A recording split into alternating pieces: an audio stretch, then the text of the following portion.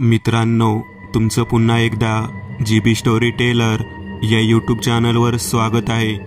आजच्या आपल्या गोष्टीचं नाव आहे अजूनही त्या खोलीत आहे तो, लेखक संतोष देशपांडे। पण गोष्ट सुरू करण्याआधी जर कोणी या चॅनलवर पहिल्यांदाच आलेले असाल तर त्यांनी ह्या चॅनलला सबस्क्राईब करायला विसरू नका। चला तर मग अजिबात वेळ न घालवता गोष्टीला सुरुवात करूया।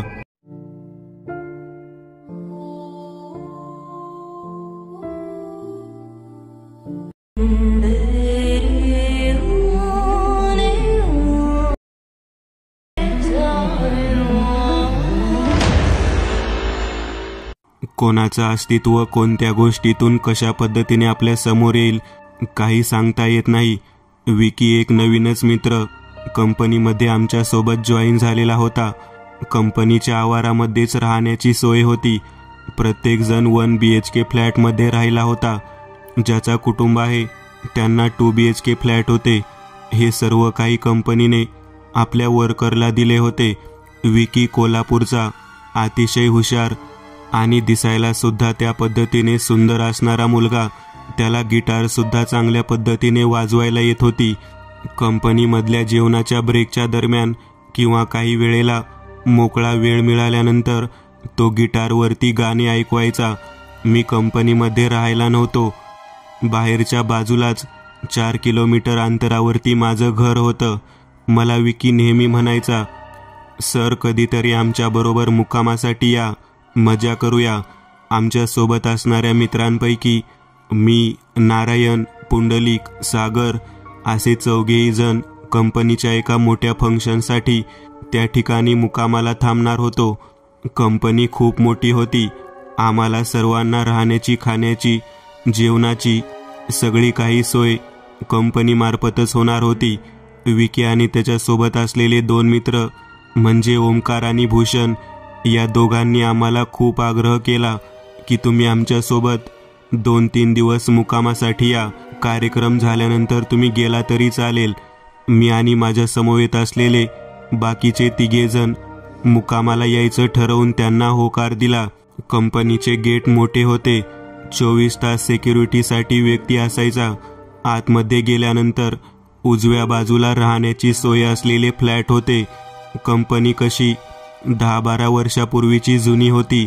मी नवीनच म्हणजे तब्बल 1.5 वर्षापूर्वी त्या ठिकाणी कामाला लागलो होतो आणि माझ्यानंतर येऊन केवळ 4 महिने झालेला विकी आमच्यासोबत चांगला रममान झालेला होता।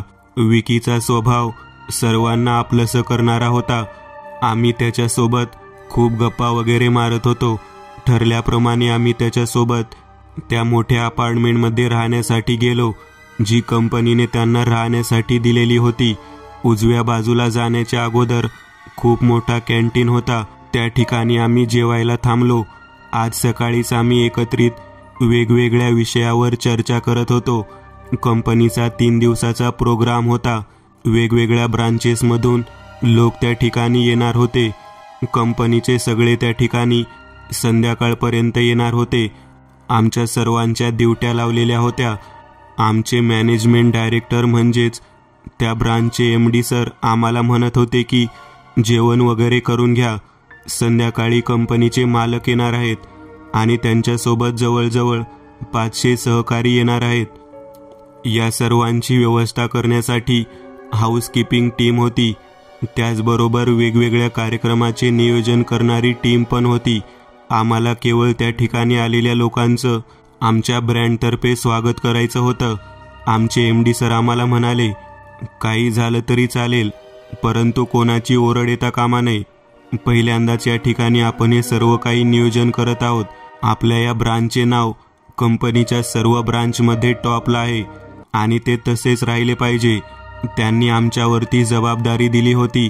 मी, नारायण, पुंडलिक, सागर, विकी तसेच त्याच्यासोबत असणारे त्याचे 2 त्या ठिकाणी राहणारे सहकार्य म्हणजे ओमकार आणि भूषण या सर्वांनी मिळून जबाबदारी वाटून घेतलेली होती।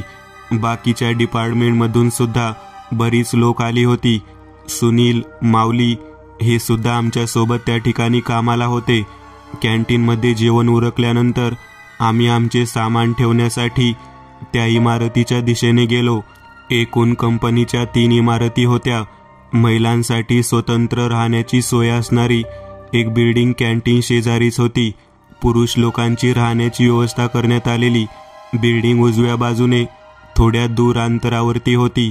ज्या ठिकाणी मुख्य कंपनीचे जे मालक होते त्यांचा कार्यक्रम होता तो मोठा बंगला कंपनीच्या आवाराच्या मध्यभागीच होता आणि त्या ठिकाणी सर्वांची ड्युटी लावण्यात आलेली होती. एका पाठोपाठ एक 500 लोक वेगवेगळ्या ठिकाणी कशा पद्धतीने कोणत्या रूममध्ये ते राहणार याबाबत सगळी काही तयारी करण्यात आली होती. कार्यक्रम फक्त असा होता की कोणत्या व्यक्ती किती वेळेमध्ये येणार त्याबाबत माहिती नव्हती. ही सर्व माहिती केदार म्हणायच्या आमच्या कंपनीतील एका ॲडमिन व्यक्तीकडे होती. आम्ही त्याने दिलेल्या नियमानुसार सर्व काही काम करत होतो. याच दरम्यान विकीच्या अतिशय प्रेमळ स्वभावामुळे आम्ही सर्वजण त्याचा जो 1 BHK फ्लॅट आहे त्या ठिकाणीच मुक्कामाला जायचं म्हणून ठरवलं होतं. बऱ्याच जणांची ड्युटी साधारण 10 वाजेपर्यंत होती. त्यामध्ये मी सुद्धा होतो. विकी मला म्हणाला, तुमची ड्युटी संपल्यानंतर तुम्ही 4 जण रूमवरती या. मी तोपर्यंत सगळं काही आवश्यक पद्धतीने आवरून घेतो. आम्ही जेवण करून त्या ठिकाणीच थांबलेलो होतो. जवळजवळ 50 ते 60 लोक राहण्यासाठी आले होते. दुसऱ्या दिवशीच कंपनीचा प्रोग्राम सुरू होणार होता. कंपनीच्या सर्व ब्रांचचे मुख्य असलेले मालक अजून आलेले नव्हते. अर्ध्या तासामध्ये ते येणार असं मला समजलं, परंतु बराच वेळ गेला. साधारण 10:15 वाजून गेले तरी ते आलेले नव्हते. आमची ड्युटी संपली होती, परंतु आमच्या MD सरांनी थांबायला सांगितले. त्यामुळे आम्ही 11:30 पर्यंत थांबलो. साधारण 12:15च्या सुमारास खूप वाट बघितल्यानंतर त्यांच्या गाड्यांचा ताफा कंपनीमध्ये दाखल झाला. त्यांच्या स्वागतासाठी सर्वच लोक त्या ठिकाणी आलेले होते. 12:15च्या सुमारास फटाके वगैरे उडवून त्यांचे स्वागत करण्यात आलं आणि त्यानंतर त्यांनी लाईट जेवण केलं आणि 1 वाजता सर्वजण आम्ही झोपण्यासाठी गेलो. विकी ज्या ठिकाणी राहत होता त्या अपार्टमेंटच्या बेसमेंटमध्ये पार्किंगची सोय होती. आम्ही आमची वाहनं तिथेच पार्क केली होती. बाहेर सिक्युरिटी गार्ड होता. त्याच्याशी चर्चा करून आम्ही वर जाण्यासाठी निघालो. पहिला मजला, दुसरा मजला पार केल्यानंतर 3ऱ्या मजल्यावरती विकीची खोली होती. जिन्यातून वर गेल्यानंतर समोरच विकी राहायला होता. त्याच्या बाजूलाच अजून एक कर्मचारी म्हणजे गणेश हा होता आणि त्याला लागून असलेल्या खोलीमध्ये कोणीच राहायला नव्हतं. त्यावरती वैद्यकीय विभाग असं नाव टाकून कुलूप लावण्यात आलेलं होतं. आम्ही 1 वाजता 4 जण त्या ठिकाणी पोहोचलो. गणेशच्या रूममध्ये दरवाजावर थाप मारली. त्याने दरवाजा उघडला नाही, परंतु विकीने मात्र उघडला. विकीने सगळ्यांना आतमध्ये घेतले आणि आम्हाला म्हणाला, आलेत का साहेब? मी साहेब आलेले सांगितलं. एका पाठोपाठ एक एकूण 6 बेड त्याने ॲडजस्ट केलेले होते. त्याच्या रूमला खूप मोठी खिडकी होती.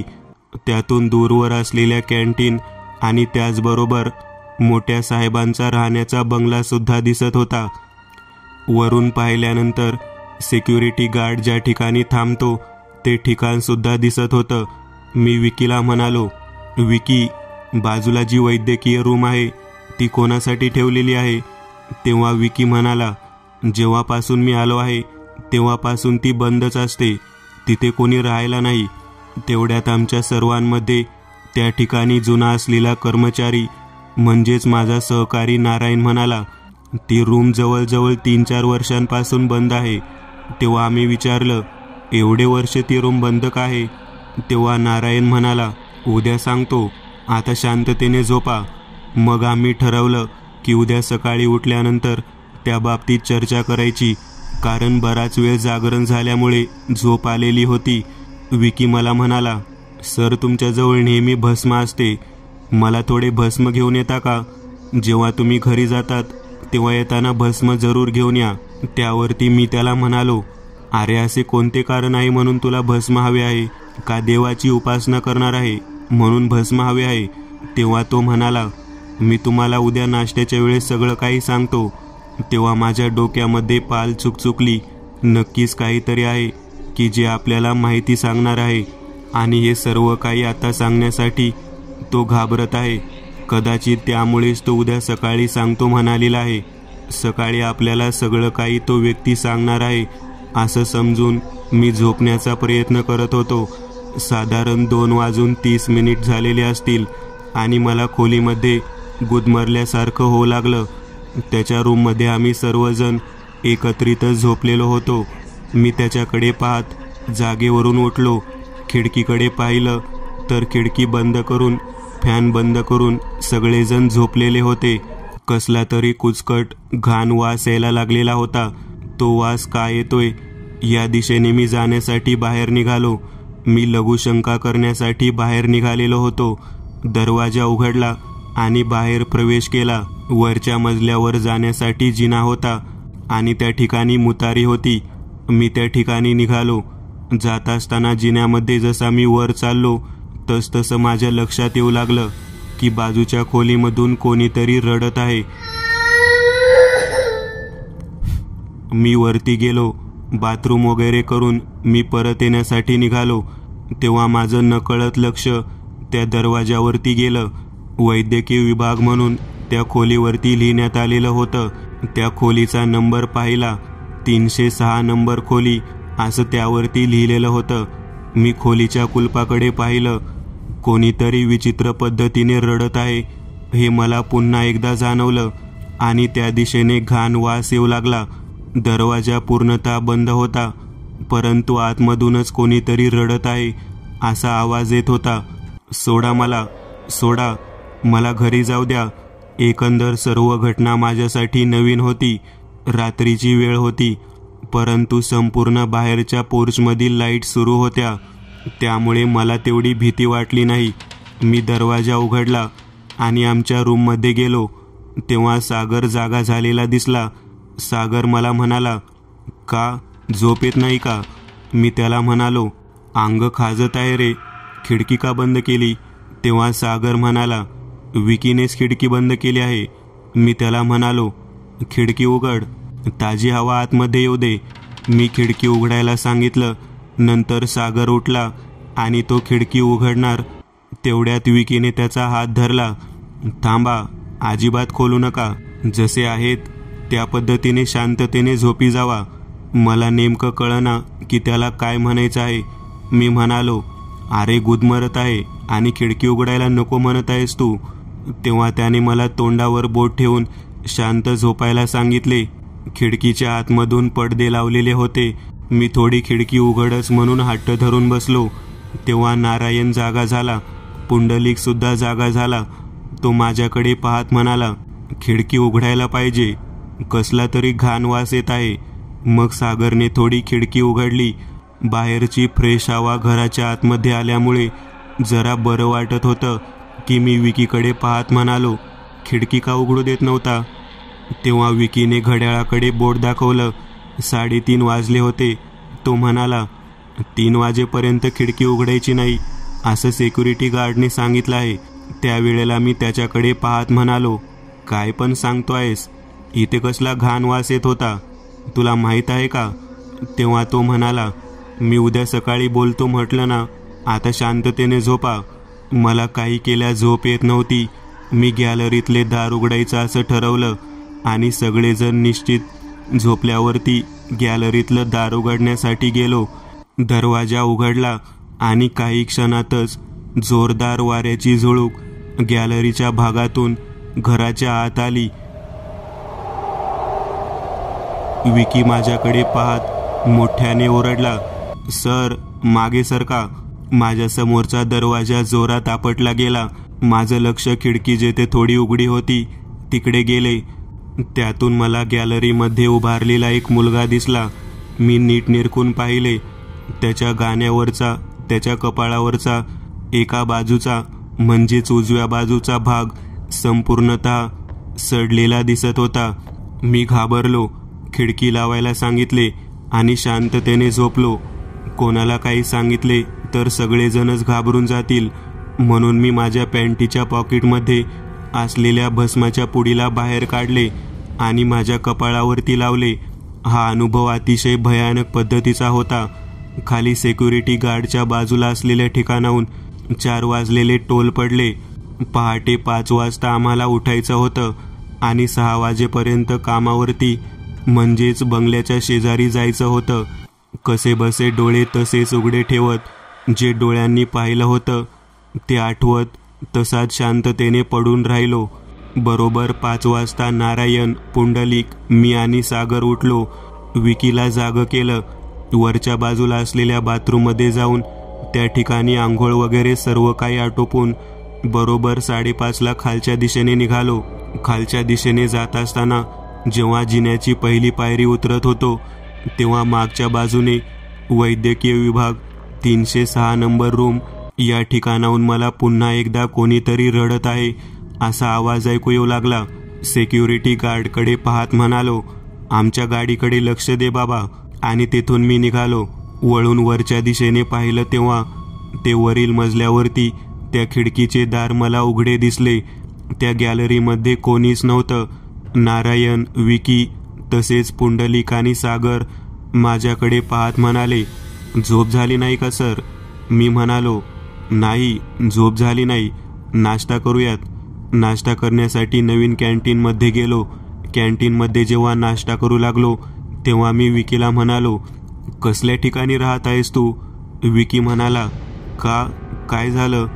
तेव्हा मी म्हणालो, खिडकीची पाले उघडू दिली नाहीस, घाण वास येत होता, म्हणून बाहेर गेलो आणि परत येऊ लागलो तर कोणी रडत आहे असा आवाज ऐकू येऊ लागला. 306 नंबर वैद्यकीय विभागीय रूममध्ये कोणीतरी आतमध्ये आहे हे मला जाणवत होतं. तेव्हा विकी म्हणाला, एका मुलाला पाहिलं का तुम्ही? मी हादरलो. मी विकीला म्हणालो, तुला कसं काय माहिती? मग विकी म्हणाला, मी जवळजवळ 10 ते 15 वेळा त्याला पाहिलं आहे. तो मुलगा कोण आहे, तो कसा दिसतो, तो तसा का दिसतो, तो का रडतो, काहीच माहिती नाही. मी जीव मुठीत घेऊन त्या ठिकाणी राहतो. तुम्हाला मी त्या ठिकाणी बोलवायचं कारण तेच होतं. माझ्यासोबत झोपायला मित्रांना बोलवण्यासाठी मी आग्रह का धरला? कारण मला तुम्हाला दाखवून द्यायचं होतं. या ठिकाणी खरंच काहीतरी वेगळ्या पद्धतीचं आहे. जोपर्यंत तुम्ही प्रत्यक्ष पाहत नाही तोपर्यंत ते तुम्हाला समजणार नाही. म्हणून मी तुम्हाला शांततेने झोपायला सांगत होतो. मी नारायणकडे पाहत म्हणालो, नारायण, तुम्ही तर बरेच दिवस झाले या ठिकाणी कामाला आहात. तुम्हाला याबाबतीत काही माहिती आहे का? तेव्हा नारायण म्हणाला, मी या ठिकाणी कामाला आहे, राहायला नाही. परंतु एका हाऊसकीपिंगच्या बाईकडून मी याबाबतीत ऐकलं आहे. कंपनीमध्ये अशा गोष्टीला थारा नाही, त्यामुळे मी काही जास्त बोललो नाही. आणि तसंही कधी या भागात राहण्याचा प्रसंग आला नाही. मला सर्वजण विचारत होते की तुम्ही नेमकं काय पाहिलं, कशा पद्धतीचं होतं. तेव्हा मी घडलेली संपूर्ण घटना माझ्यासोबत असलेल्या प्रत्येक व्यक्तीला सांगितली. ते सर्वजण ऐकत असताना माझ्याकडे पाहत म्हणाले, तुमच्याकडे भस्म असल्यामुळे तुम्हाला कदाचित त्रास झाला नाही. तेव्हा पुंडलिक म्हणाला, तुम्ही उठण्याच्या अगोदर बरोबर 2 वाजता मला खिडकीचे पडदे उघडलेले दिसत होते, दार उघडलेलं दिसत होतं. मी विकीला उठवलं आणि ते लावायला सांगितलं. मी पुंडलिकला म्हणालो, कोणी उघडलं होतं खिडकीचं दार? तेव्हा पुंडलिक म्हणाला, सगळेजण तर झोपलेले होते, परंतु कोणी उघडलं तेच कळलं नाही. तेव्हा विकी म्हणाला, दुसरं कोण उघडणार? त्यानेच उघडायचा प्रयत्न केला होता. मी विकीला म्हणालो, तुला नेमकं काय म्हणायचं आहे? तुला बरंच काही माहिती आहे यातील. तेव्हा तो म्हणाला, मी जेव्हा अपार्टमेंटच्या सगळ्यात वरच्या भागांमध्ये जातो तेव्हा मला शांतता मिळते. माझ्या बाजूच्या खोलीमध्ये असलेल्या त्या मुलाला मी 2 ते 3 वेळा माझ्या खिडकीचे दार उघडताना पाहिलं आहे. मी गॅलरीचा दरवाजा बंद केल्यामुळे खरं तर वाचलेलो आहे. मी नारायणकडे पाहत म्हणालो, हाऊसकीपिंगवाल्या बाईने काय सांगितलं होतं? तेव्हा तो म्हणाला, तिने जे सांगितलं होतं ते अगदी असंच होतं. ती हाऊसकीपिंगच्या कामानिमित्त कंपनीतल्या सर्व फ्लॅटमध्ये स्वच्छता करण्यासाठी जात होती. त्याच वेळेला 306 नंबरच्या शेजारी ती स्वच्छता करत होती. तेव्हा तिला गॅलरीमध्ये त्या सिमेंटच्या छोट्याशा 4 इंचाच्या कमरेच्या उंच भागावरती बसलेला एक मुलगा दिसला, ज्याने पाय खालच्या दिशेने सोडले होते. साधारण 8 वाजता तिची ड्युटी संपते त्यावेळेलाही घडलं होतं. मी म्हणालो, अपार्टमेंटमध्ये कोणी नव्हतं का? तेव्हा नारायण म्हणाला, त्यावेळेला सगळेजण ऑन ड्युटी असतात, 8च्या नंतर लोक येतात. त्या बाईने त्या मुलाला पाहिलं आणि तो मुलगा तिला काहीतरी सांगण्यासाठी बोलावत होता. ती बाई भयंकर घाबरली आणि तिथून थेट पळत खालच्या दिशेने सिक्युरिटी गार्डपाशी आली. हे सर्व काही ऐकल्यानंतर नक्कीच त्या रूममध्ये अजूनही तो मुलगा आहे. त्यावरती पुंडलिक म्हणाला, काही काय बोलता? असं कसं शक्य आहे? विकी म्हणाला, का शक्य नाही? खरं आहे ते. सरांना जे जाणवलं ते अगदी खरं आहे. तेव्हा नारायण म्हणाला, याबाबतीत जास्त चर्चा करू नका. कंपनीमध्ये जर चर्चा होत गेली तर आपल्यावरती विनाकारण कारवाई होईल. मी म्हणालो, म्हणजे नेमकं काय म्हणायचं आहे? तेव्हा नारायण म्हणाला, अरे चुकीची अफवा पसरवली म्हणून, कंपनीची बदनामी झाली म्हणून आपल्याला काढून टाकतील ते. तेव्हा मी म्हणालो, अरे वेडा आहेस का? समोर जे दिसतं ते तसंच दडवून ठेवणं चुकीचं आहे ना? कोणाचा जीव गेला म्हणजे? नाश्ता वगैरे झालेला होता. तेवढ्यात मागच्या बाजूने सिक्युरिटी गार्ड मोठ्याने ओरडत कॅन्टीनच्या दिशेने आला. मी त्याच्याकडे पाहिलं. तो मला म्हणाला, आहो साहेब, अपार्टमेंटच्या मागे कोणाचं तरी प्रेत पडलेलं आहे. चेहरा अजिबात नीट नाही. खूपच भयानक पद्धतीचं प्रेत आहे. हे ऐकल्यानंतर आम्ही त्या ठिकाणाहून धावत निघालो. अपार्टमेंटच्या मागच्या बाजूला असलेल्या ड्रेनेज लाईनच्या त्या मोठ्या हौदाच्या सिमेंट बेसवर झाडीच्या बाजूला ते प्रेत पडलेलं दिसलं. अंगावरती डॉक्टरचा पांढरा एप्रॉन घातलेला होता.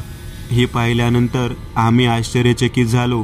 या ठिकाणी रात्रीच्या वेळी डॉक्टर कसे काय आले हेच कळेना. तेव्हा सुरक्षा रक्षक म्हणाला, तुम्ही 1 वाजता आला. त्याच्या अगोदर 5 डॉक्टरांची टीम त्या ठिकाणी आली होती. त्यांना खास कार्यक्रमासाठी बोलवण्यात आलं होतं. त्यातील एका डॉक्टरांना मी ओळखतो. ते जवळजवळ 10 वर्षापूर्वीपासून या ठिकाणी येतात. मला नेमकं समजना की त्याला काय सांगायचं आहे. तेव्हा तो सिक्युरिटी गार्ड म्हणाला, साहेब, ते वरून खाली फेकले गेलेले जे कोणी डॉक्टर आहेत ते 10 वर्षापूर्वी जुने असलेले डॉक्टर आहेत, असे मला त्यांच्या शरीरयष्टीवरून वाटत आहे.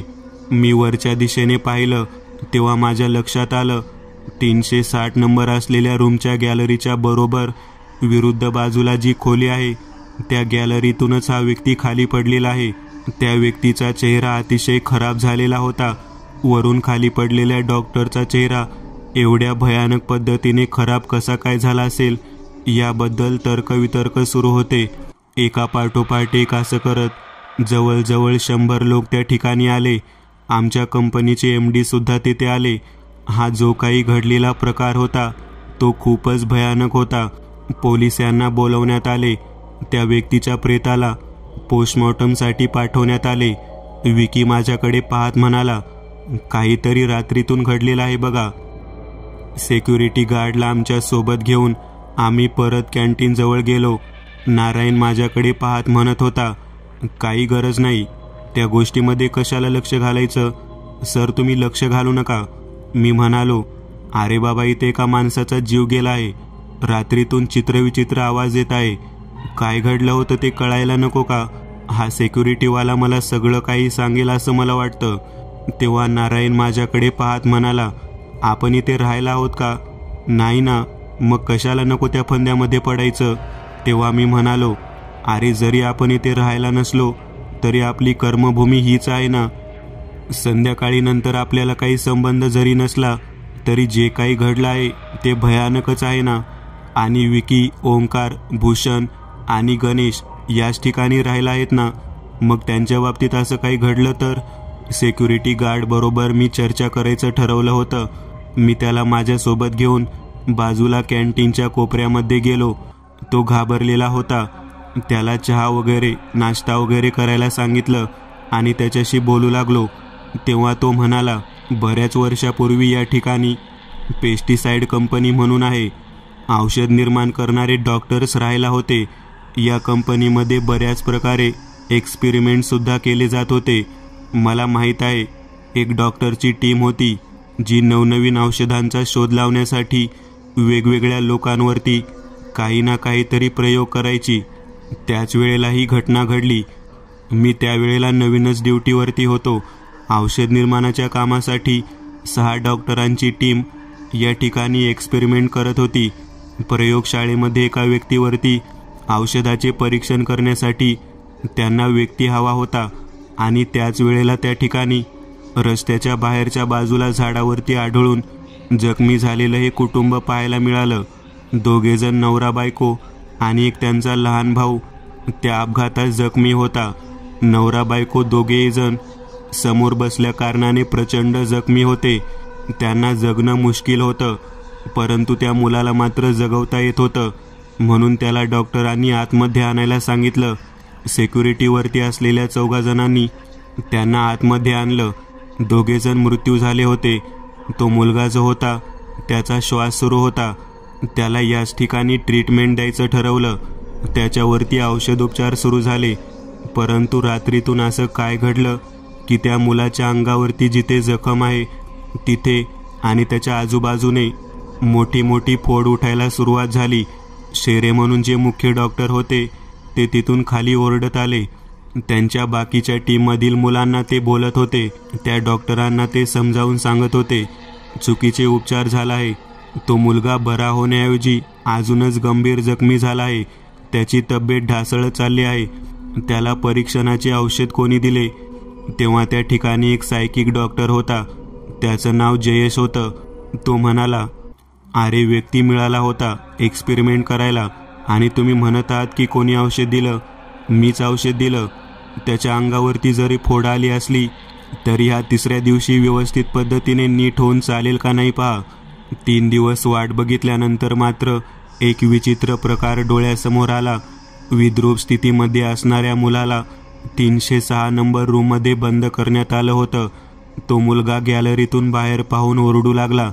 त्याच्या अंगाच्या जखमा खूप ठणकत होत्या म्हणून तो ओरडत होता. त्या मुलाने मला खूप वेळा हाक मारली, परंतु मी वरच्या दिशेने जाऊन त्याला मदत करण्याइतपत पॉवरफुल व्यक्ती नव्हतो, कारण मी साधा सिक्युरिटी गार्ड होतो.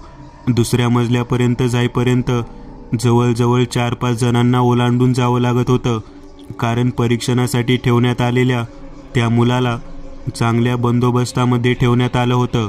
मला आजही ते दृश्य आठवतं. तो मुलगा गॅलरीतून मोठमोठ्याने ओरडायचा. त्याचा चेहरा पिसाळलेल्या व्यक्तीप्रमाणे विद्रूप आणि घाणेरडा झालेला होता.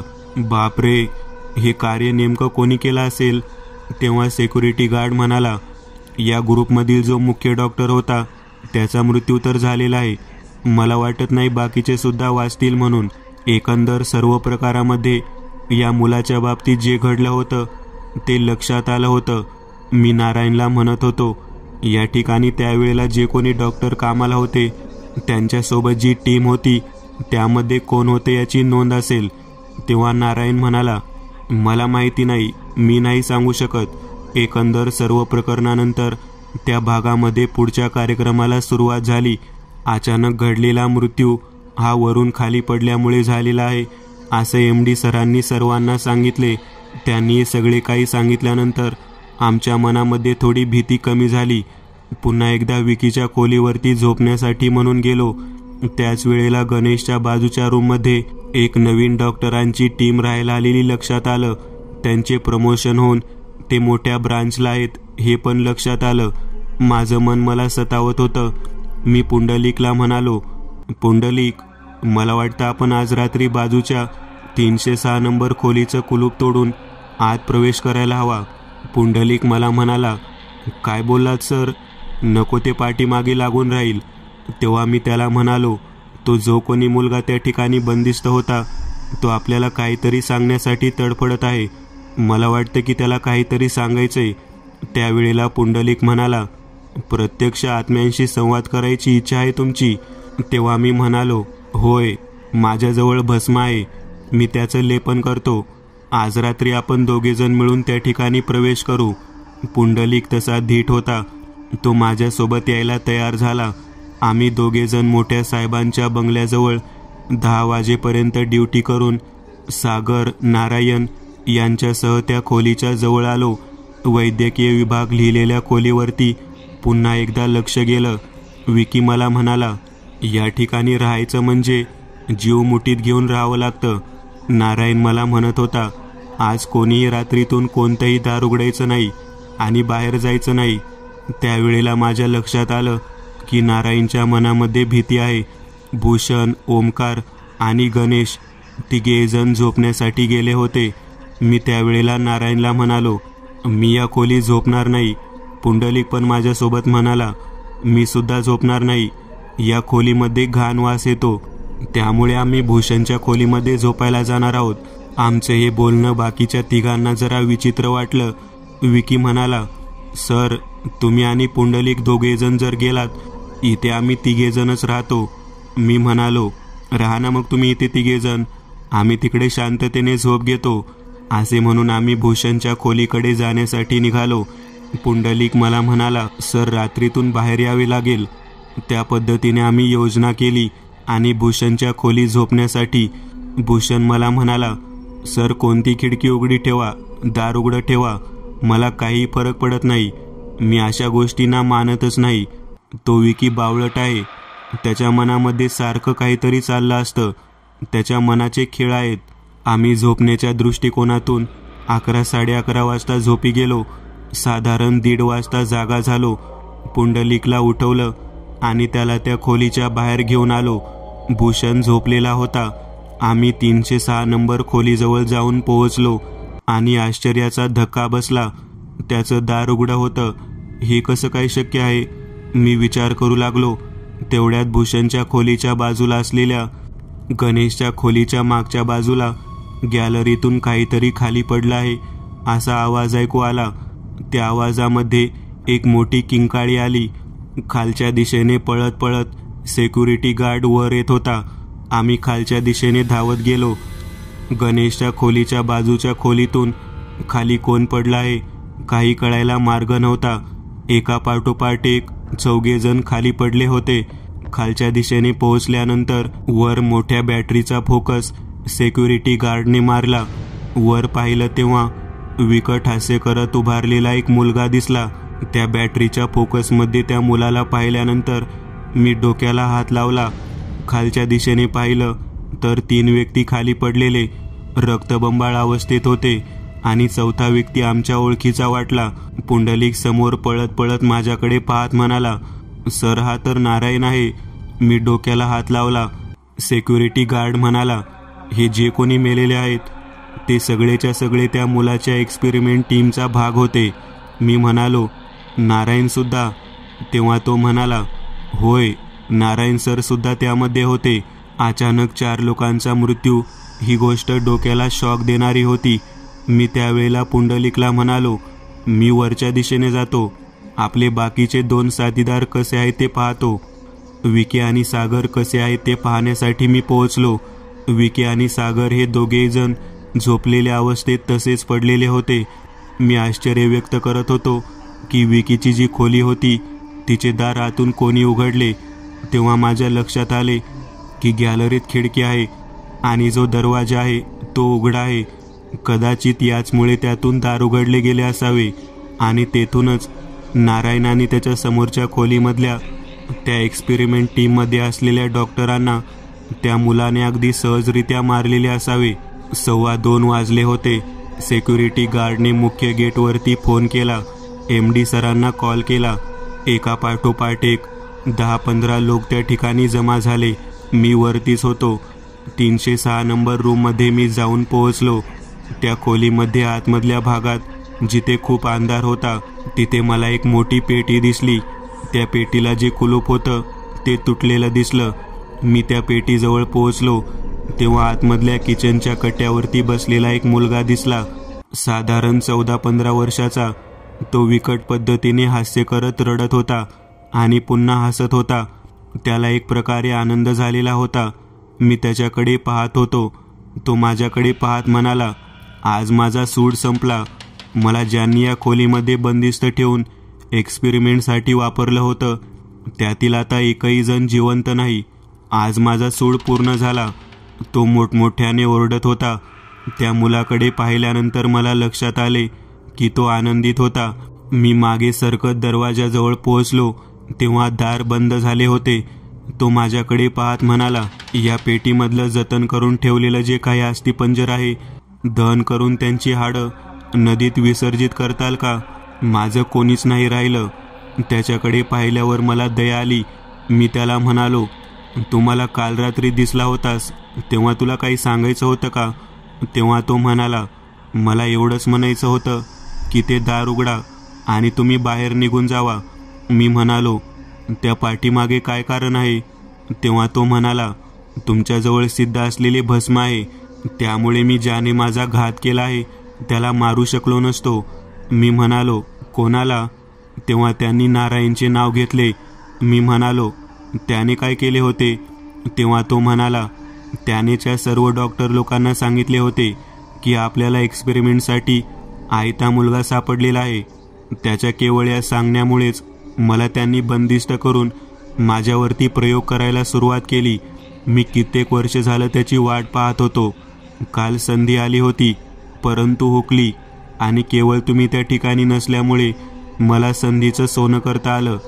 माझ्या लक्षात आलं की केवळ आपल्या अस्तित्वामुळे नारायण वाचलेला होता.